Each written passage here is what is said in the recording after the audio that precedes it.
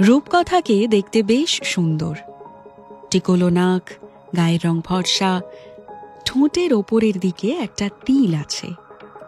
গোটা মুখের আকাশে ওই তিলটা যেন চাঁদের কাজটুকু করে দেয়, আরও চমৎকার লাগে তাকে। কিন্তু এত সবের পরেও তার জীবন মোটেও রূপকথার মতো নয়। হাজারটা ঝঞ্ঝাট এসে তাকে প্রায়শই ঘিরে ধরে। ঠিকঠাক কোনো কিছুর অপেক্ষা করে আর খালি সব ভুল ভাল হয়ে যায়। রূপকথার বাড়ি চুঁচুড়া ঘড়ির মোড়ের কাছে। বাবা চন্দননগর কোর্টে নামকরা উকিল, পসার বেশ ভালোই। রূপকথার বাবা চেয়েছিল মেয়েও ওকালতি পড়ুক, কিন্তু মেয়ে কারোর কথাই শোনে না। রূপকথা শেষমেশ ভর্তি হলো প্রেসিডেন্সি ইউনিভার্সিটির পারফর্মিং আর্টসে। তাই সঞ্জীব বাবু মানে রূপকথার বাবা নিজের বক্তব্য পাল্টেছে। এখন কেউ মেয়ের পড়ার ব্যাপারে জিজ্ঞেস করলে বলে, আমরা ওকে ফোর্স করিনি, ওর জানিয়ে পড়ার ইচ্ছে তাই পড়ছে। সঞ্জীব বাবু বেশ হাসি খুশি লোক, যে কোনো প্রতিকূল পরিস্থিতিকে টেনে নিজের পক্ষে আনতে ভালোই পারেন। তার একমাত্র চিন্তার জায়গা মেয়ে। রূপকথা মুখ চোরা, বাড়ির লোকের সঙ্গে প্রায় কথা বলে না বললেই চলে। সারাদিন কি ঘটছে তার বিন্দু মাত্র বলে না মাকে কিংবা বাবাকে। সুলেখা দেবী মানে রূপকথার মা ওর মনের খবর রাখতে চায়। প্রায়ই এসে পাশে বসে জিজ্ঞেস করে, তুই ভালো আছিস তো মা? বড় হয়ে গেলে মা আর মেয়ে কিন্তু বন্ধু হয়ে যায়। তোর কোনো সমস্যা হলে তুই আমাকে বন্ধুর মতো বলতেই পারিস। রূপকথা সব শুনে হাসে, অদ্ভুত সেই হাসি, যেন এখনই কত সমস্যা জমানো রয়েছে, কিন্তু তাও ও বলবে না। সুলেখা দেবীর চিন্তা বাড়ে। শেষমেশ কিছু জানতে না পেরে বেরিয়ে আসে ঘর থেকে। আসলে জানার তেমন কিছু নেই। রূপকথার মনের দুর্ঘটনাগুলো মোটেই ঘটনাবহুল নয়। যা কিছু ঘটেছে বা ঘটছে তাতে রূপকথার কিছুই যায় আসে না। ওর আসল আক্ষেপের জায়গা যা ঘটল না। জাকির বলে এক বন্ধু ছিল স্কুলে। বন্ধু না বলে রূপকথার সহপাঠী বলা যায়। রূপকথা কোনোদিনই তেমন করে কথা বলেনি ওর সঙ্গে, কিন্তু 11-12 উঠলে সবারই তো পরিবর্তন আসে। এই বয়সে লোকজন ঝঞ্ঝাট নিজের ঘাড়ে নিতে চায়। আর রূপকথাও হিসেব করে দেখল ওর সব থেকে কাছে যে ঝঞ্ঝাট রয়েছে সে হলো জাকির। তাই রূপকথা জাকিরকেই বেছে নিল। জাকিরকে ওর নাকি দারুণ লেগেছে। অদিতি রূপকথার গলায় গলায় বন্ধু, কিন্তু অন্যদের মতো রূপকথার হ্যাঁতে হ্যাঁ মেলায় না। রূপকথার এই সব সিদ্ধান্তকে মোটেই উৎসাহ দিল না। রূপকথাকে বেঞ্চে বসিয়ে বোঝাবার চেষ্টা করল, দেখ তোর জাকিরকে কবে থেকে ভালো লাগে, আর কেনই বা ভালো লাগে। রূপকথা প্রশ্ন না শুনেই নিজের মতো করে বলতে শুরু করল, না, আমাদের ধর্ম আলাদা হতে পারে, কিন্তু ভালোবাসা তো দিনের শেষে ভালোবাসাই। ধর্মের বেড়া দিয়ে এই ভালোবাসা কেউ আটকাতে পারবে না। অদিতি মুচকি হেসে বলে, ভালোবাসা থাকলে তবে তো আটকানোর প্রশ্ন।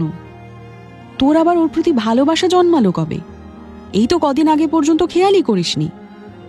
শোন, একটা বিধর্মী প্রেম করে সমাজে বিরাট কোনো সংস্কার তুই করতে পারবি না, তাও যদি ব্যাপারটা স্পন্টেনিয়াস হতো। জোর করে কিছু হয় না রূপকথা। কিন্তু রূপকথা শুনল না।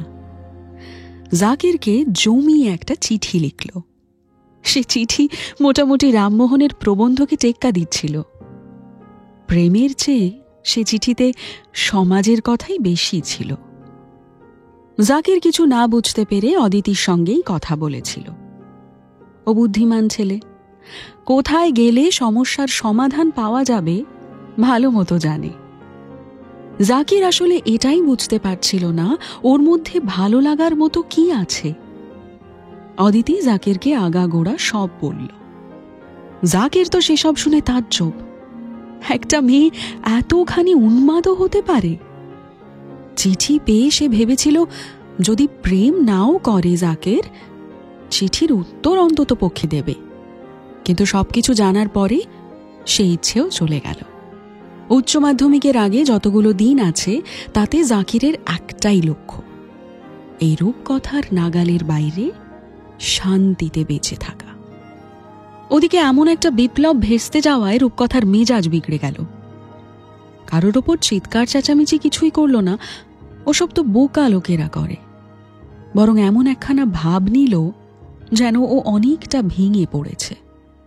4টে প্রশ্ন জিজ্ঞেস করলে একটার উত্তর দেয়, তাও ভীষণ সংক্ষেপে।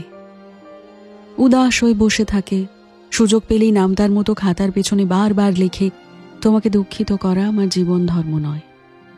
তা ঠিক, রূপকথা কাউকে দুঃখিত করতে চায় না, তবে নিজে দুঃখিত হওয়ার এমন সুযোগ আর ছাড়তে দিল না। অদিতি সান্ত্বনা দেওয়ার চেষ্টা করল, পাশে বসে বলল, দেখ রূপকথা, সব ইচ্ছে তো মেটে না, তার জন্য কি এমন মন কেমন করে বসে থাকতে হয়? রূপকথা ভীষণ শান্তভাবে বলল, না তা নয়, আমি তো অপেক্ষা করছি।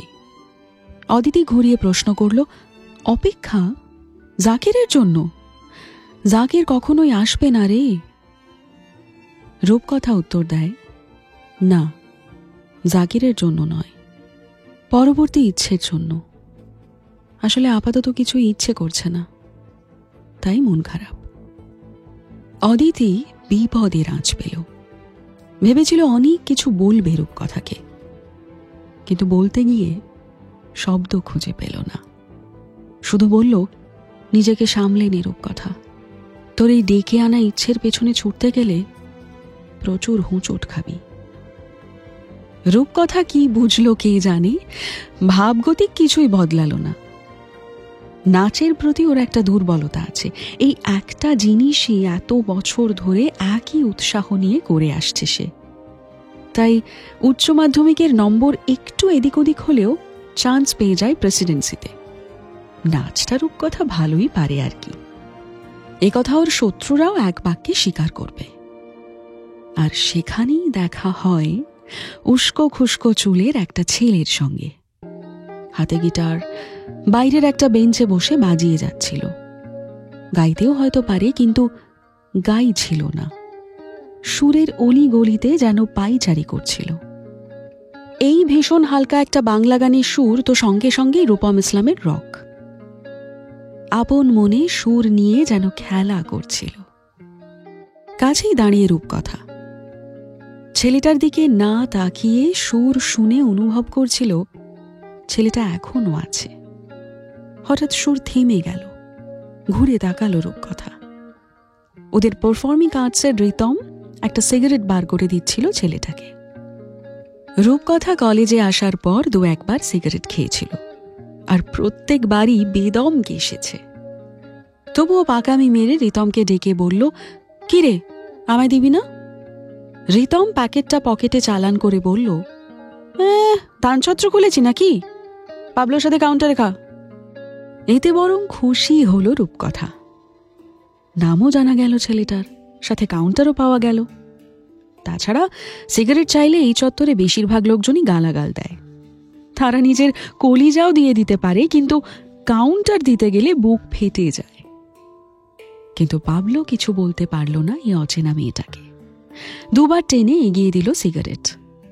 রূপকথা সিগারেট নিয়ে ভীষণ আস্তে টান দিল, যতখানি নিরাপদে ধোঁয়া পাঠানো যায় বুকে। কেশে ফেললে পুরো লজ্জার ব্যাপার হবে।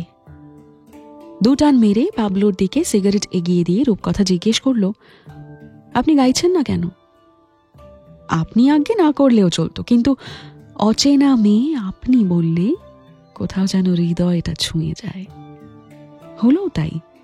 পাবলো রূপকথার চোখে চোখ রেখে বলল, গান শুনবেন আপনি? ভীষণ জটিল একটা অঙ্ক শুরু করছিল রূপকথা, তাই প্রত্যেকটা ধাপে মিলিয়ে নিচ্ছিল।